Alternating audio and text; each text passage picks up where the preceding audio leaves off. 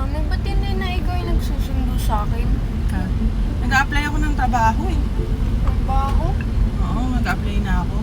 Kaya daddy mo na yung susundo sa'yo mula ngayon. Hindi ka na magsusundo. Hindi na rin ako mag-ahatid.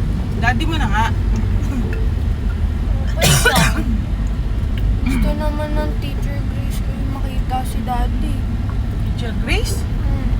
Bakit? Ba't gusto niya makita daddy mo? Crush niya daw si Daddy. Talaga lang ha. Wala namang magandang teacher sa inyo.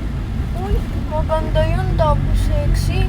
Beauty and brains yun eh. Nanalo yun sa Caloocan, Miss Caloocan. Uwe, Mm. nanalo ng beauty pageant? Mm. Ganon. Ay, sabay mo na. Pagpasok mo, tapon mo na sa trash can ng school mo to ha. Hindi na ako mag-a-apply. Storbo lang yung mga trabaho na yan. Ako mag-aatid sa'yo, pati sundo.